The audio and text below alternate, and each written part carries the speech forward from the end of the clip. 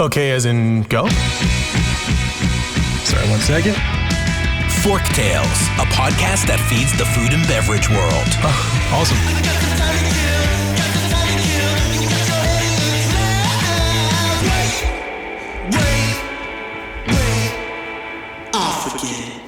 Forktales is brought to you by Vigor, a branding and marketing agency for passion-driven, innovative restaurant, beverage, and hospitality brands.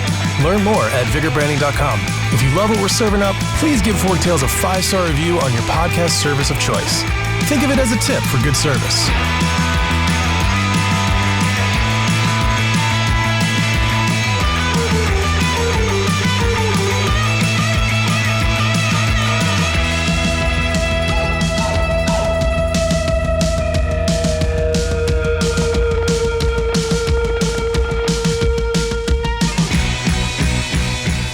Hey everyone, today I am joined by Sam Stanovich. You might know him as Chicago Sam.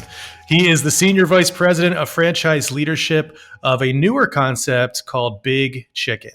And we're going to talk all about chicken today. We're going to have a lot of talks about the industry because Sam is, I would say, beyond veteran. He's an icon. So Sam, say hello, and why don't you give a little bit of backstory for those who don't know? Well, thanks, Joseph, for having me today on your show. I am super excited to be with you. Talk Big Chicken, talk about the background. Let's talk about the industry. There's so much great stuff going on. I wish I could say we were in the post-COVID era, but we're still dealing with it across the country. But we're learning how to adapt to the new norms and continue to push forward. So I'm super excited to be here with you today, and thanks for having me. A little bit about my background. I've been in the industry north of 20-plus years. I'm a Johnson & Wales graduate out of the Providence, Rhode Island campus, and upon graduation, left and worked for Marriott, which at that point in time was my dream job, and had the opportunity to be within Marriott, open hotels, do some exciting projects with Marriott. And because of networking and a lot of the foundation that I learned over the years, I was on some boards early in my career and had great mentors and people who really looked out for me, and created a situation where I got to be an early CEO of a convention visitor bureau in the state of Illinois, where I represented 4 counties and 33 communities to do their destination tourism marketing. From there, I got recruited into the National Restaurant Association Educational Foundation and the National Restaurant Association itself.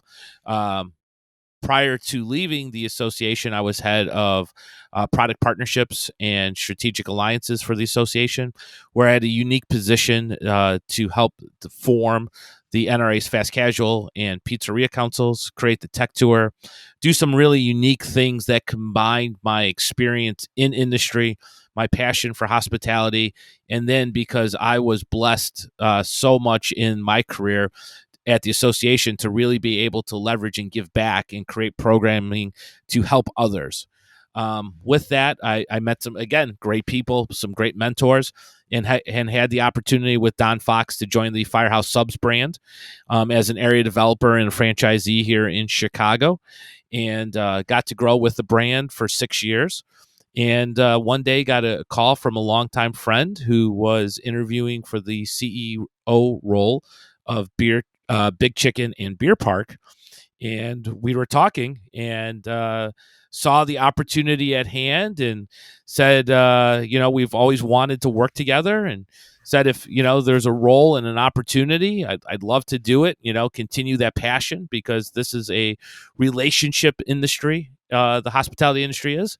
And he said, let's do it. And he got the role, and I was his first hire. And for the last 7 months, we all know that this industry is a marathon and not a sprint, but we came out of the blocks. And we've been sprinting for the last 7 months and working with our partner Shaquille and the great team at Big Chicken to help develop and grow the brand. So it's the 20 years seems like a flash, and it's been a great ride. And I've met thousands of great people, and the whole Chicago Sam thing came about. It's a kind of a funny story, because as the internet was emerging, everybody was looking for that cool Twitter handle. And when I was at the association, I always talk about Chicago. So people just coined me Chicago Sam because I was the unofficial brand ambassador for the great city of Chicago. And it just stuck, and I rolled with it. And I love my city, although at the time of recording, here in January, it is a negative 10 degrees outside with the wind chill. So, Chicago Sam is blustery cold right now, but come visit us the other 6 months of the year, and you'll know why I'm Chicago Sam. So Absolutely. I appreciate you letting me share a little bit of my background with you.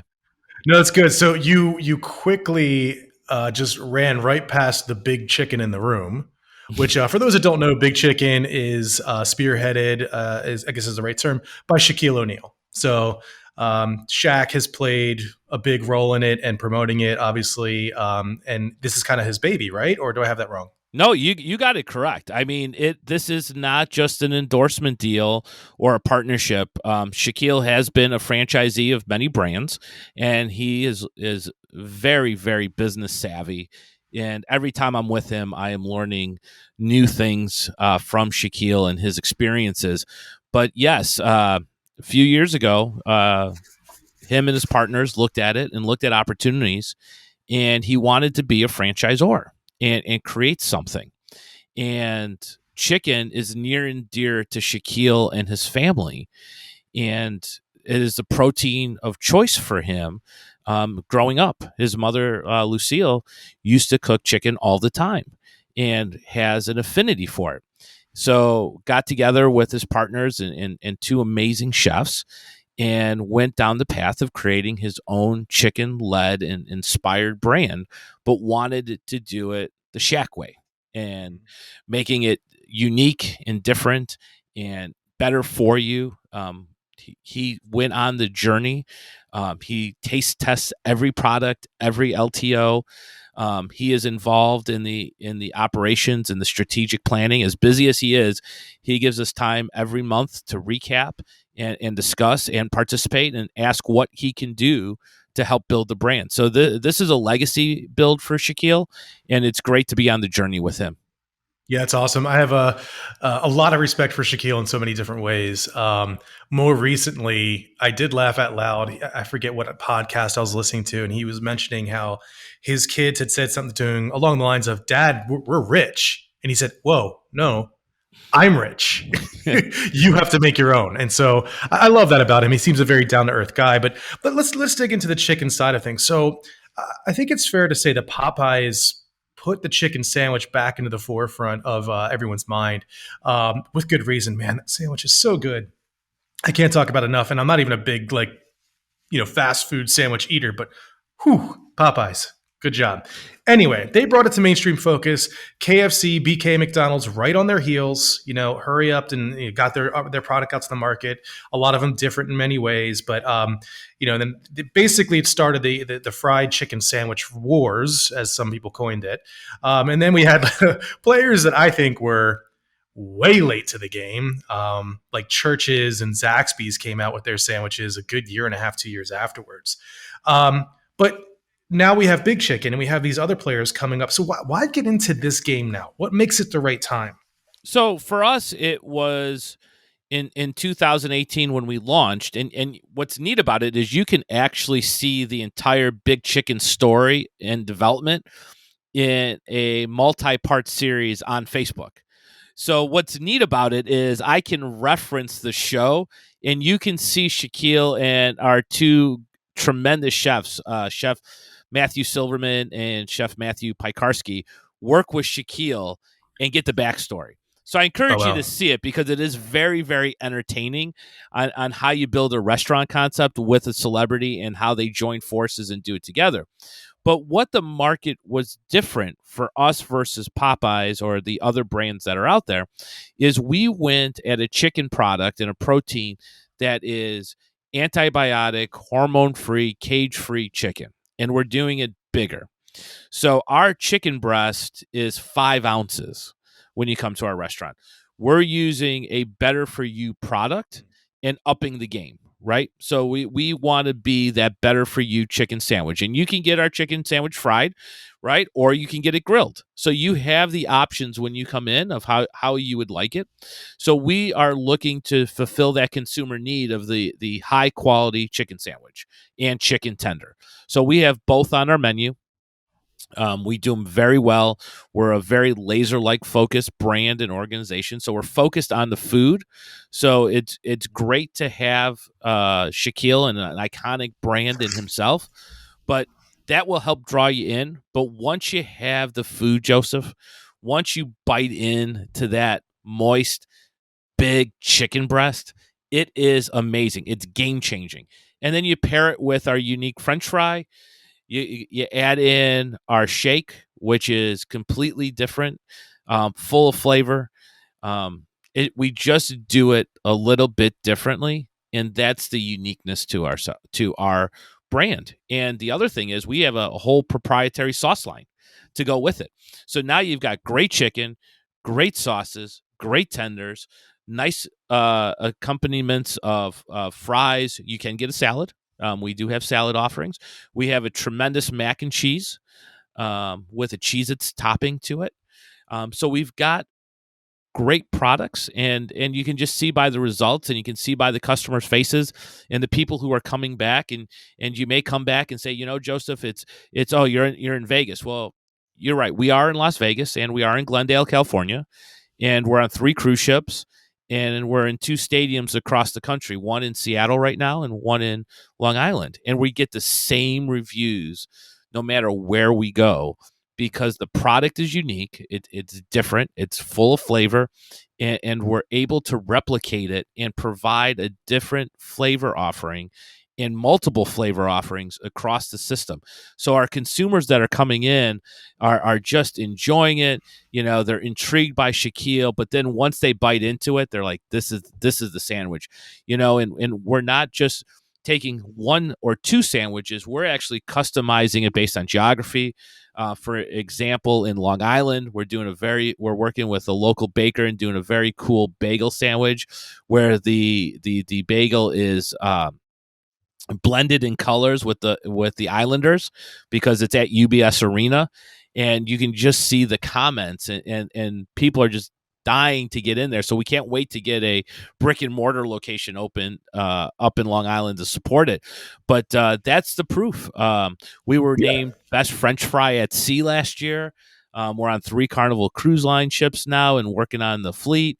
It's just been an exciting time. And again, we have Shaquille in that support. But what it boils down to is just having great food and focusing on food.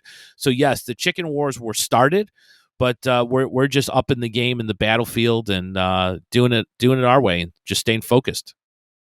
Yeah, that's the interesting thing. So for instance, Zaxby's, although very late to the game, one of the things that I think that made Zaxby's brand so strong is they have that full line of sauces, whether it's dressing, dipping sauces, all of that. I think they have over 40, which allows you to really select that. So it seems like you have that going for you, plus this amazing product in general. But I think one of the things that stuck out to me, I should say, wasn't necessarily this chicken sandwich. That it looks amazing, but as opposed to a KFC or a Church's or Popeyes, there is this suite of offering that kind of takes it out of that fried chicken brand in general. And it's almost like a meat and 3. So what's the inspiration behind bringing that as opposed to just being, hey, we're a chicken sandwich company? Joseph, something happened here and I missed that question. Can you repeat that?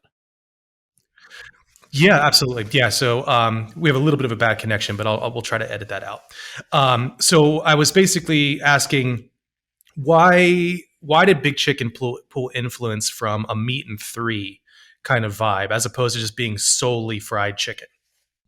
I think, we had a whole blip there. Can you hear me now? Yep. Okay. It's so cold here that the data connection is frozen. I don't think you're lying. That is extremely freezing cold. So back to the beginning. I think what really struck me about Big Chicken is there's an opportunity to be solely focused on fried chicken Mhm. but it's actually more of kind of a meat and three inspiration. Does that come from Shaq's upbringing and his family life, or is it just we needed something more than just a fried chicken product? It was more about his upbringing because Yeah. his mom, his mom had remarried early in his life, and she married a U.S. Army sergeant. And as we learned, military pay back then wasn't very good, so they would lived on a budget like most soldiers do. And his mother, bought lots of chicken. I mean, she had children to feed, and that was an affordable protein at the time. And she would do chicken different ways. So, and he loved it. So again, going to chicken because he could have selected any protein, right? Shaq was in Five Guys. He is in Papa John's, right? He's in a lot of different brands, and because of being Shaquille, he could have picked any protein, but he picked something that he loved, right, and cared about, and that comes through in the food, right? Because again, the flavors. Now again, it helps when you've got two incredible chefs to support you, but again, it boils down to you know the Shaq and the flavor profiles and his passion. And if he's going to build a legacy brand to go after what you love, right? Isn't that what Right. every motivational author says, speaker, everybody that you hear to get you excited? Do what you love. So why not pick the protein that you love and just go after it and just do Sure. it right and get and he's not a chef, but get the coaching and counseling that all comes along with it, right? And bring in the folks to support you, right? Because that's where Shaquille strives, in all the businesses, he brings in a team, right? He's not the expert. He brings in, and he says this, he brings in people who are smart in those disciplines to support him and support it, and then lets the team go run with it, right? So it's fun when we have the LTOs and the chefs get on the call and Shaquille's thinking about what the next potential sandwich is, and they go back and forth. So it's fun to hear the banter because it's not often that you hear in these kind of environments where you've got a brand identity that is contributing, that is thinking about the advertising, that is thinking about the quality, right? And what are our standards, and that's what we're going to live by. So Big Chicken isn't going to be a brand where you're going to see it on every street corner. It's going to be a brand that is thoughtful, that it's compassionate, that it's going to help its franchisees build, and it's going to grow together. So we're teammates, right? Yeah. We're looking at and we're going to take the basketball theme, but we're all teammates together. Our franchisees, our suppliers, we're all in this together to deliver the best possible product and service to the consumer, and have Yeah. the consumer engage with us, right? And have some fun. And that's what restaurants are about, right? Bringing the community together to break bread, share a great product, tell the story, and enjoy the experience, right? That's why we go to restaurants. That's why I'm passionate behind it. That's where you see the great brands in our industry. And Joseph, you know all about branding, right? Yeah. You get that, right? So it's not being that one trick pony that, hey, we've got a name and some simple product. No. We want to encompass the whole thing together and create that culture, right? And we're going to be methodical, and we're going to be pragmatic, and we're going to do it the right way. And we're on our timeline because Sure. with our ownership group, we're not going to rush to just go build boxes. We're going to rush to create great products and great experiences and engage our consumers and bring them in to the family. So when they come in, they're paying for a premium product, but they're going to have a premium experience, and they're going to eat the same thing. Shaq gets off the plane in Vegas. First stop is Big Chicken because he's proud of it. Right. And he's got to get his meal, and he goes to town on it. And again, here you've got a giant icon who sits in the restaurant. We have a chair just for him, or he sits near the cash register, and he engages, right? He's eating his food and invites other people who are just coming in the restaurant to come and sit down with him. He is the term old soul, Right. right? Where he's embraced being that restaurateur and wants his guests in his restaurant, right? With the team. and wants to share that experience. And he's eating the same thing you're eating. He's not getting anything special, right? He's getting it. He's getting his sandwich and fries and his drinks, and he's sitting at the table breaking bread. And it's the coolest thing to be in the restaurant, because a lot of times when you have celebrities, you have that halo and you've got that excitement. Sure. And if there's one person that breaks it down, it's Shaquille. And he breaks it down, makes you feel comfortable. He invites you into that restaurant, puts his arms around you, takes pictures, wants to eat, wants to get your feedback. Right? Yeah. I've been with him and seen him in the restaurant where he's asking customers, "So what did you think of that sandwich today? Hey, what'd you think of the Uncle Jerome? Tell me. What's Well, it doesn't about?" that get like there's a kind of a, I mean, obviously there's a competitive advantage here. Sure. And so while I'm a big proponent of doing what you love, that is only one component. Like I think in my book, The Bullhearted Brand, I even call it out. Like, look, the world doesn't need another burrito restaurant. It doesn't need another pizza chain. Like we have the food that we want. So it's not really the food that's going to be a differentiator. So I mean, this brand has a lot of advantages, and I'm not knocking it. In that Shaq is a household name and has been for a while. He seems to have a bit of a Midas touch, which is amazing, but he also does have the funding. There's money, and those are usually things that are missing from your average startup.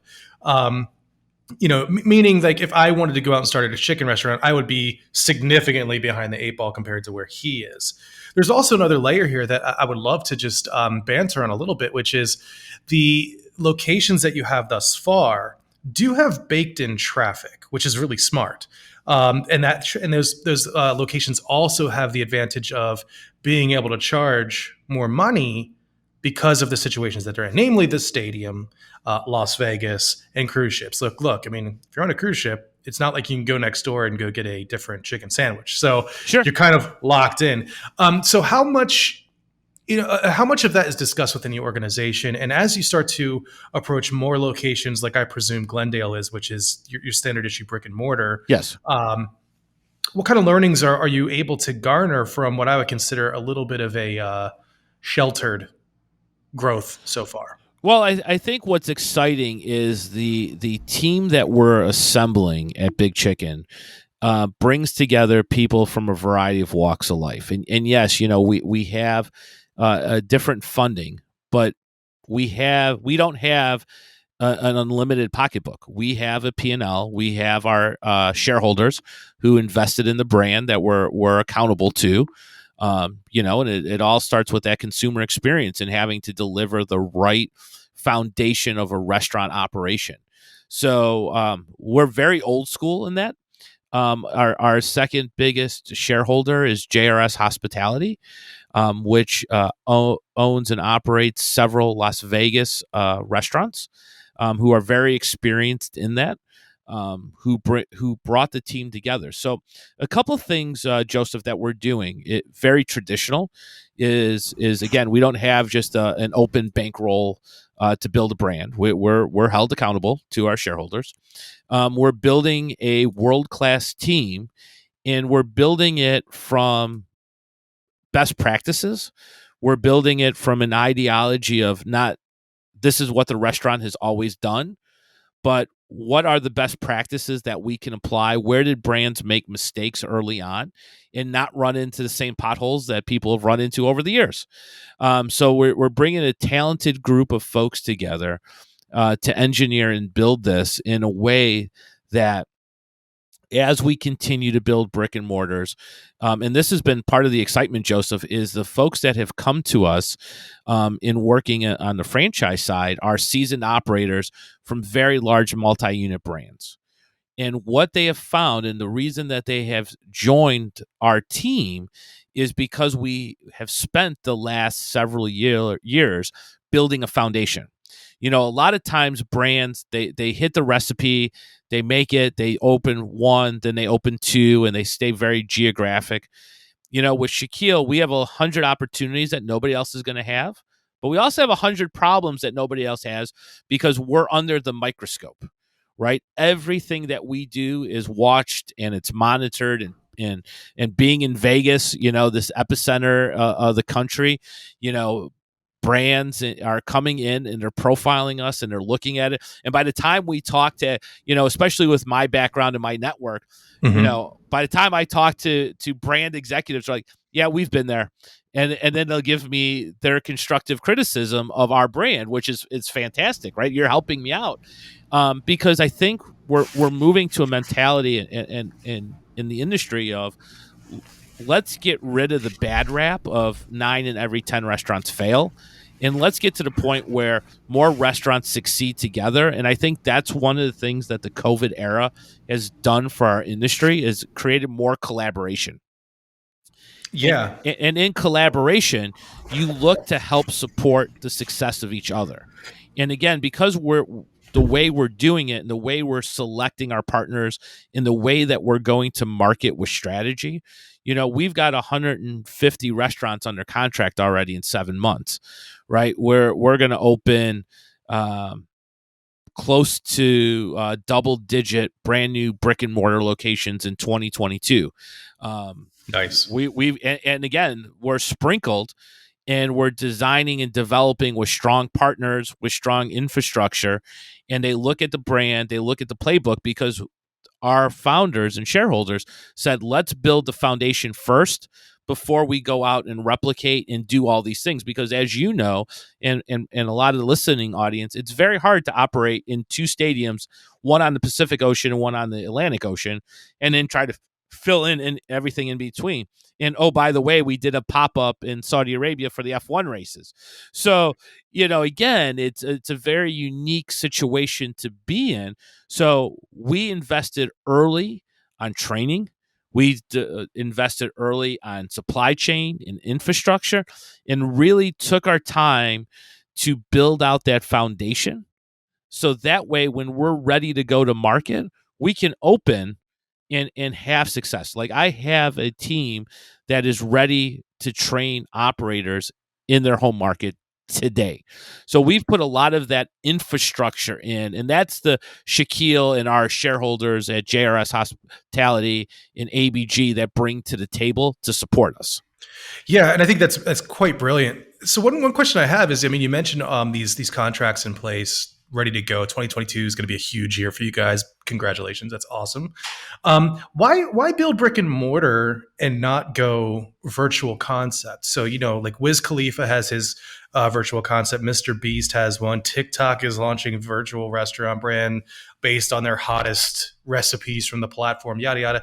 It seems like because of the Five Guys, the Papa John's may be a little more difficult just because of the equipment, but this could have rapid traction on Mr. O'Neill's footprint already. Why not do that as opposed to go brick and mortar? Well, we are. We're actually already there. We're with Ghost Kitchen Brands. We're in their first U.S. operation up in Rochester, New York. And as they grow, we're growing with them. That's great. I did the deal with George, and we got it done, and we got Shaquille and our board to approve it, and we're in Rochester, and now we're more on their timeline. As they grow, we'll grow and expand with them. So we have their roadmap, and we're excited to be partnered, and we've had great response up in Rochester. And yes, virtual is a great opportunity to expand that footprint at a lower investment, right? The economics seem to work, but there's also something different in the culture. When you're building a brand, and you look at some of the big cult-like brands. Let's take an example of an In-N-Out or a Shake Shack.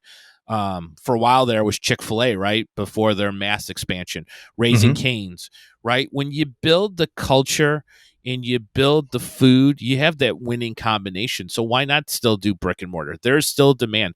Americans, and you look at the research coming out of the National Restaurant Association, Americans have pent up demand, right? I feel bad for my brothers and sisters in full service and fine dining, because that's still going to be the longer comeback, and they've got bigger boxes and can't morph. But they're learning, and they're picking up dark brands. I mean, it's in creating a whole new economy for them. Using their kitchens as dark kitchens for other brands. Look at what Alex Cantor at Next Bite is doing to help the economy of full service restaurants, right? So there's opportunities. And again, the last couple of years, once we got out of the scary point that we're all not going to collapse and the world is coming to an end, really figured out some really creative strategies to build. And the restaurant industry is never going away, right? We are here to stay. People want those experience.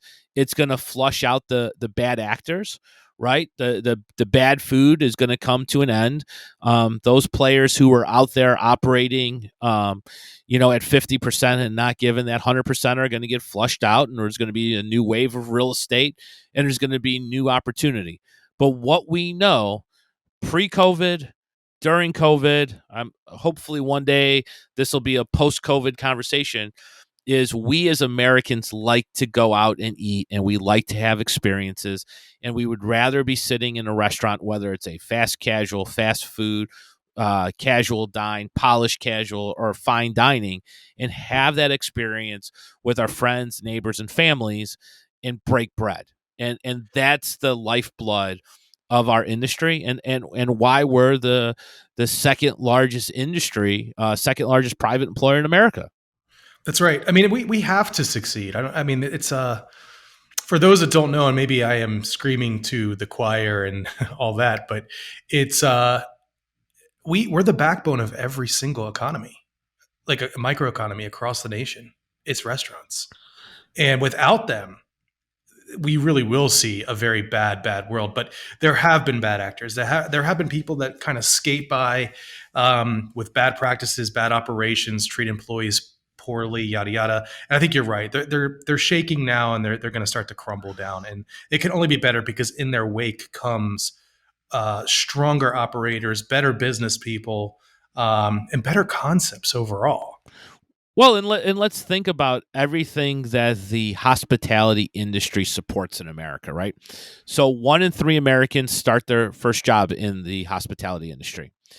Let's not just look at the end product, right? Let's look at the farmer. Let's start with the inception, right? Somewhere that protein, that vegetable has to be grown, harvested, cleaned, brought to market, right? Mm-hmm. Now you have all the technology wrapped around it. You have all the logistics that are wrapped around it. You have all the construction to build the restaurants. You have the designers that work on it.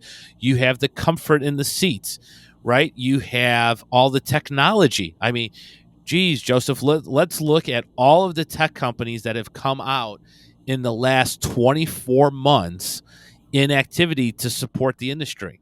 Right. So now we started with inception. We get the product. We have to transport the product. We have to use technology to order, buy, sell. Right. Oh, but let's also think about the process of creating the product. Right. So then you get to the fun stuff where you get to make the product and somebody consumes it. But now what do we do with all that waste that comes out of it? So that's created economies as well. So how do we recycle? How do we reuse, repurpose, and re-innovate back to the inception standpoint? So it's not just going to a landfill, right? In certain markets, look at the amount of recycling on oil.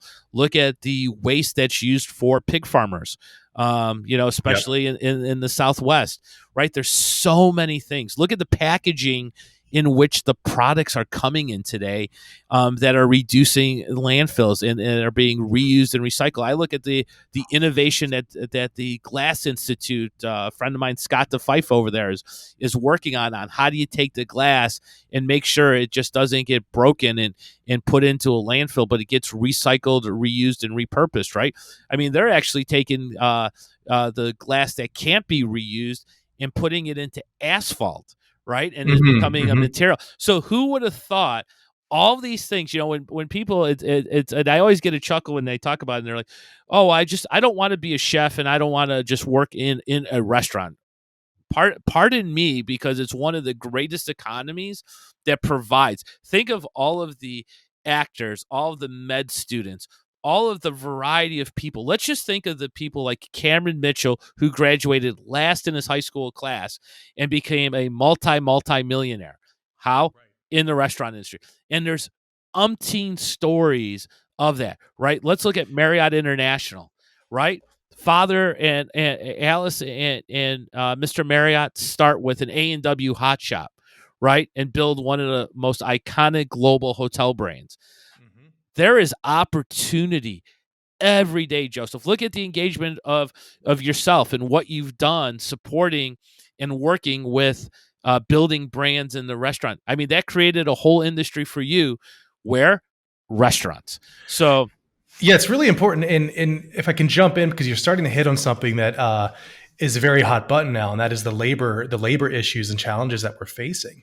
And you have folks out there who I call him the restaurant industry's little Vladimir Lenin, but Michael Astoria from And Pizza, who is stumping and thumping for minimum wage, and that's the answer to the problems: minimum wage and paid holidays and healthcare. And while I don't disagree with fair compensation and some of those other features that I do think this industry needs to consider, I think it's pretty myopic and lazy to pin it all on one thing, because I think it's a very complex issue. And what you just started to lay out, I think, starts to get to the heart of it.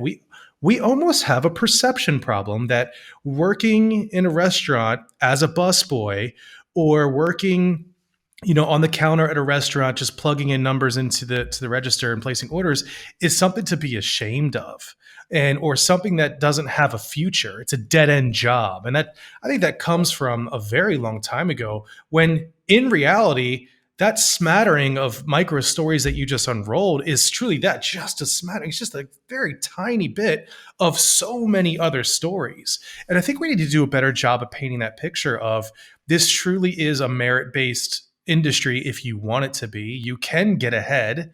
And even your own story is one of starting here at the bottom and seeing a skyrocket to the top. And yet we blame it on payment. And we say we need to pay people this arbitrary number that we've homed in on of $15+ an hour. Because my joke is, why not 50? I mean, if we're going to ask for it, like, why is 15 the number that we've zeroed in on? I agree 100%, and I think the National Restaurant Association is doing a good job to try and advocate. Certain roles are in our industry. Let's face it, we're never designed to be head of household jobs. Right. They were designed for high school kids, college kids to work, earn, learn the customer service. I mean, the greatest value you can teach a high schooler right now is to put them in a restaurant and have them be cashiers, because they don't talk to anybody. They text and snap and whatever other platform Right. they're on. They don't know how to have a conversation. Find me a high school kid that works in a restaurant. They can sell you anything because they've got the leg up, because their competition has no idea how to do it. And to your point, I've never heard fine dining servers get out in front and say, "Hey, we don't earn." Right. I know a lot of folks in the industry who make very, very good money being career servers in full and fine dining, right? That enjoy their life, that make the money, right? I mean, make a lot of money, more. And we can just be honest here. In fine dining, in that niche, they are professionals. Absolutely. Find me a fine dining server, and you will find one of the best customer service salespeople you will ever look for. And why are there limited turnover in those establishments? Because they're fairly compensated, they earn, they live a good lifestyle, and they're passionate about what they do. But when you break it down to where we have a lot of people, and to your point, what is the right and fair number, and how do we take the folks that are entering these jobs and promote them to go to college or go to trade school, or look at all of the opportunities that the industry has, right? Because the idea was never for them to be permanent positions in their career. Because if we can open and motivate them to go to college, to inspire them to become entrepreneurs, you never know where the next great brand is, right? Or the next great franchisee is. It's sad, and we're trying to advocate more, is to look at all of the franchisees that make up this country and what they do and how they've grown and how they've built business. If you look at the National Restaurant Association Educational Foundation's Faces of Diversity Award, every year they recognize people around the country, right, who have come from nothing and have built amazing careers. That's what we need to be showing in grade school, right? That's what we need to be showing in high schools, right? Is here's the opportunity. Get in there, learn, work hard. Look at the franchisee, pick a brand. They saved everything, Joseph, to open their restaurant. They put all their work in it. They work 100+ hours a week at developing their craft and their concept. And whether it's a franchise or an independent, they're putting their blood, sweat, tears, and family into that business, right? Right. For very little return for the first few years, right? Yeah. And then, Well, like you said earlier, there's so many ancillary elements of this industry. I see a world, especially as technology grows and becomes even more innovative within the industry. Why not have someone who starts by mopping the floors take the path of learning how to troubleshoot and support the technology on the ground, and then easily come up within the organization, and next thing you know, their CTO. 100%, because if you look at all the executives, okay, I'll take back, not all the executives. If you look at the majority of executives that are in our industry or in the supportive industries, we'll call it, for restaurants, again, 1 in 3 Americans started their first job in the hospitality industry.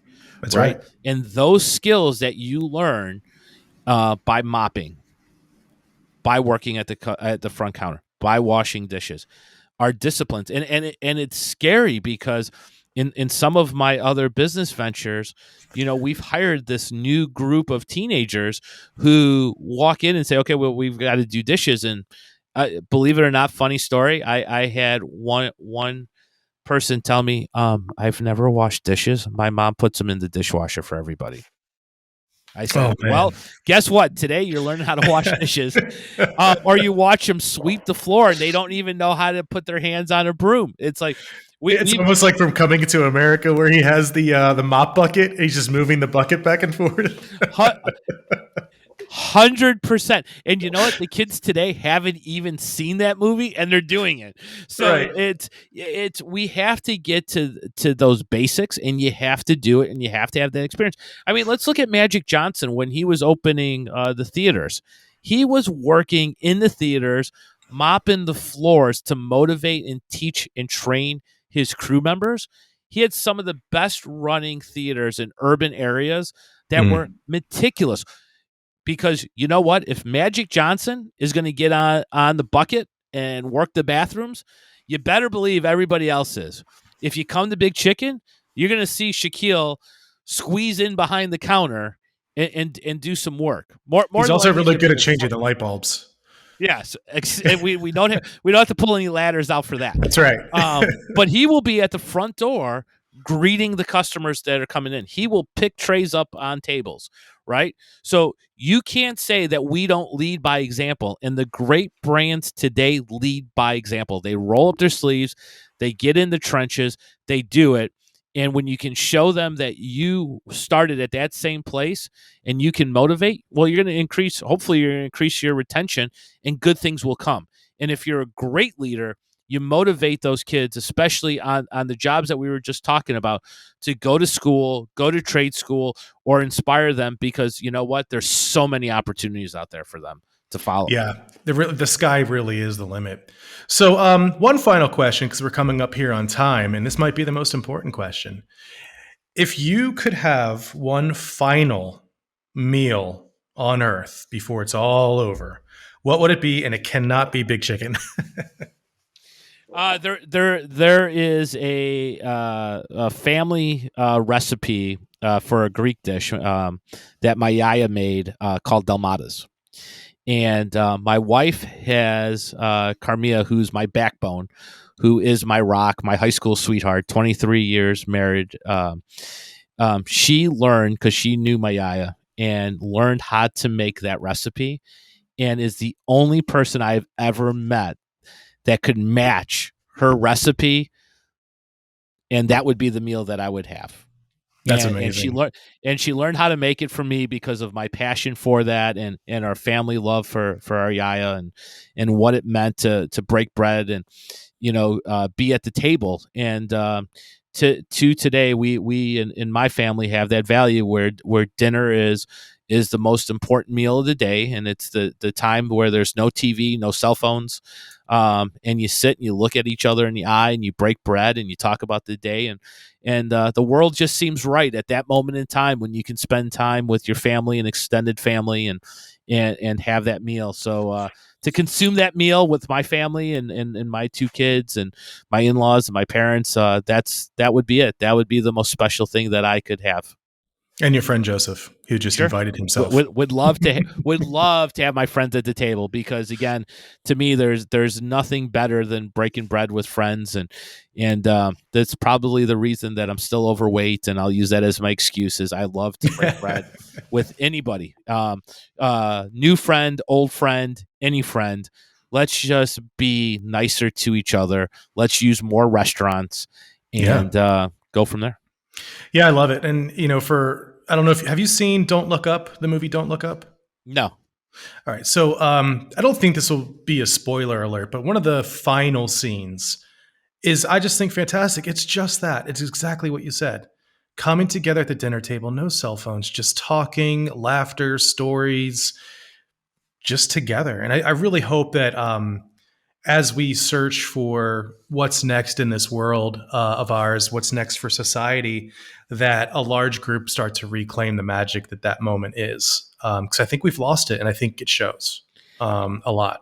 And that's what restaurants are for. Whether you make it Absolutely. at home, and I kind of copped out with the my wife making the right one. Not It at is all. very, very sentimental, but there are so many great restaurants, and there's nothing better than walking through a restaurant on any given night. And I don't care, fine dining, casual dining, quick serve, and seeing a group of people at a table enjoying a meal and talking. Yeah. We can make the exception if they are taking photos and posting them on social media to help the restaurateur. That is very nice of them. But it is so nice to hear the chatter and the energy and the buzz. And my final thought is, let's not forget that so many great ideas were created on the back of a cocktail napkin. That's So, right. a la Southwest Airlines, a la the Fast Pass at Disney, restaurants are the inspiration. And if it's bigger than a cocktail napkin, you've overthought it to start with. So get your cocktail napkins out, America. Think about the next great idea. Challenge yourself. Go find a restaurateur. Support America. Let's get back to the norm, and let's enjoy each other, because the more we enjoy each other and the more we break bread, we have to be a better company together and a better country all around. And while you're in action-oriented mode, follow Sam and follow Big Chicken. Where can they do that? So I am on LinkedIn, Instagram, Twitter under Chicago Sam. Love to connect with people. I'm happy to answer questions. You can find us at www.bigchicken.com. We're there. We're very accessible. Love to hear if you got questions, help. I can connect you. Please reach out. LinkedIn is open. Love to talk to people. Any feedback. I appreciate you, Joseph. It's been great to get to know you, and congratulations on your book launch last year. It's been fun to watch, and I wish you the best. And I hope in 2022 you and I can break bread, my friend. Absolutely. At one of these upcoming shows, come find Sam, come find me. Sam, thanks for your time. This has been brilliant. And I do think that we're going to have to do another episode. There's a lot to talk about.